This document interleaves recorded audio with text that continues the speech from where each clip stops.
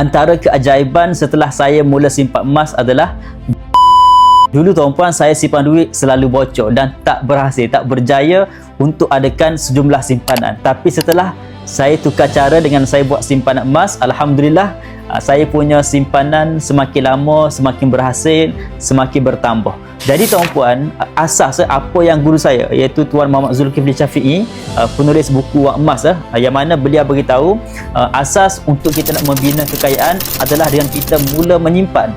Selagi mana kita tak mula menyimpan dan kita tak boleh menyimpan, selagi itulah kita tak akan jadi kaya. Jadi tuan-puan, maksudnya apa? Nak kaya, kita kena mesti mula menyimpan walaupun kecil, walaupun sedikit. Contoh, tuan-puan dapat gaji, jangan tunggu ada duit lebih baru tuan-puan nak menyimpan. Dapat gaji, kita kena alihkan terlebih dahulu kepada simpanan. Selebihnya barulah kita guna untuk berbelanja. Jadi itu adalah asas untuk kita nak membina kekayaan lah. Tapi masalahnya hari ini ramai orang yang nak menyimpan, yang nak menabung, tapi tak berjaya. Simpan hari ni RM100, simpan bulan ni RM200, tiba-tiba seminggu habis guna lagi, seminggu korek balik. Bermaksud tuan-puan, sampai 1 tahun pun kita tak berjaya buat simpanan. Jadi kita jangan teruskan dengan cara yang sama. Kalau kita teruskan dengan cara yang sama, sampai bila-bila pun tuan-puan, kita tak akan jadi kaya lah.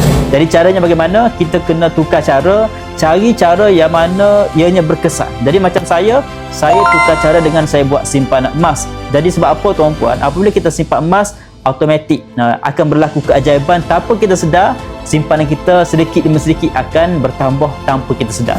Okey. Jadi tuan-puan yang masih lagi mencari-cari cara yang berhasil, cara yang berkesan untuk nak adakan simpanan tak bocor, tuan-puan cuba buat simpanan emas. Bermula dengan serendah RM100 melalui akaun simpanan emas Gap Public Go. Bagaimana nak bermula? Tuan-puan boleh klik link di bio saya. Teruskan follow saya untuk dapatkan perkongsian tentang emas dan kewangan.